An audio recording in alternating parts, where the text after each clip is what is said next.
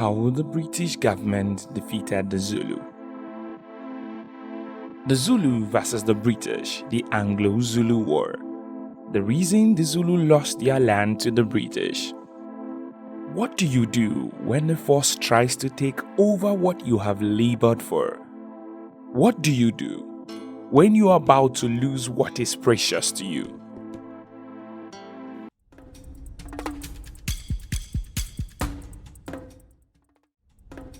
These might be tough questions to answer, but you are most likely to fight. You wouldn't want to fold your arms and do nothing while someone else takes over what you believe was rightfully yours. That is what happened to the Zulu army over 100 years ago during the terrific Anglo-Zulu War. The Anglo-Zulu War was a 6-month conflict between the British Empire and the Zulu Kingdom in Southern Africa. The war was fought for many reasons, including the British desire to expand their control over the region and to access Zulu labor for the diamond fields.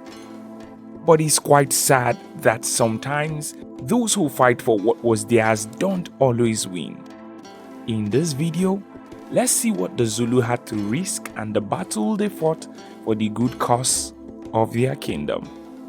January 1879 was a year the Zulu people would never forget, when a British force of over 18,000 men invaded Zulu land.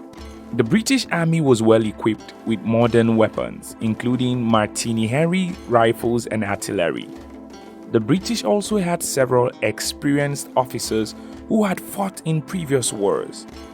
The Zulu army, on the other hand, was less well equipped. The Zulus had no modern firearms.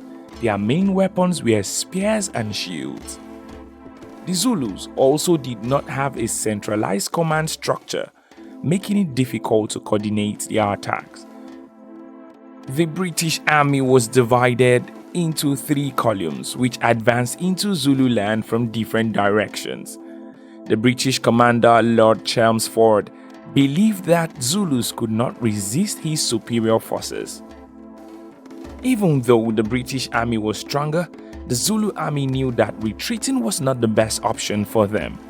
So they fought all they had at the Battle of Isanlwana. As a result, the British soon discovered that the Zulus were a formidable enemy. The Zulus were highly disciplined and skilled warriors. They also had the advantage of fighting on their own territory, which they knew well. By the time the British army could discover that the Zulu army should not be underestimated, it was too late. They would have wished they could turn back the hands of time, but that wasn't going to happen. On the 22nd of January 1879, the British army knew they had beaten more than they could chew. The Battle of Isanlwana was a disastrous defeat for the British. The British lost over 1,700 men, while the Zulus suffered only a few hundred casualties. Who would have thought that the British army could be defeated by the army of an African country? The British defeat was caused by a number of factors, including British underestimation of the Zulus, poor British tactics, and Zulus' bravery and skill. At this point, who would have thought that was the end and the British army would accept defeat? But no, the Queen's army wouldn't let go. They followed the popular adage which says, "No retreat, no surrender." They knew that running from the battle wouldn't be best for them, so they decided to change their tactics in order to defeat the Zulus. They were determined to win the war and avenge their soldiers' deaths.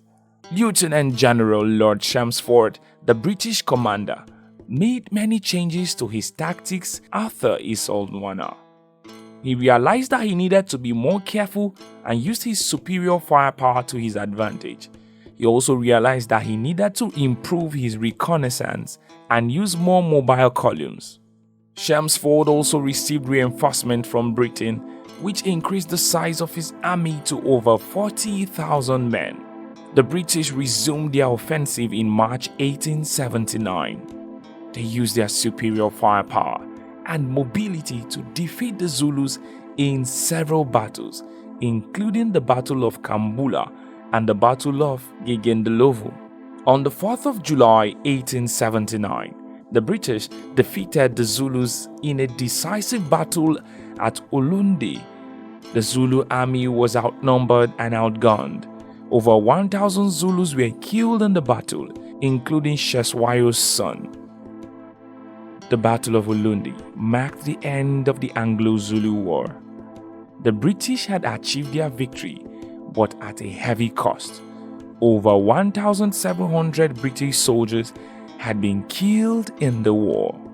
Even while many people assumed the Zulu army lost the battle because they were relaxed after their earlier victory in January, it was not so.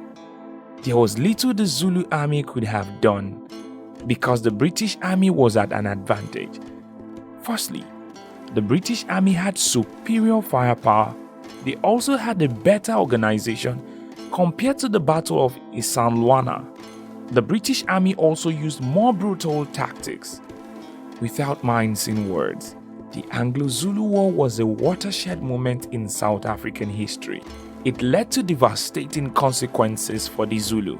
It led to the British annexation of Zulu land and the end of Zulu independence. As if that wasn't enough, the Zulu lost their lands and many warriors. The war also led to a period of social and economic disruption. The British went on to divide Zulu into 13 chiefdoms. This division made it difficult for the Zulus to unite and resist the British rule.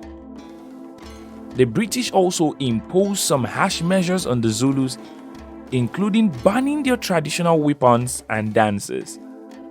The Zulus were also forced to pay taxes and work in British mines.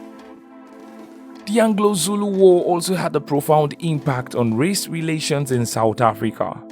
The war reinforced the British sense of racial superiority and the Zulu sense of inferiority.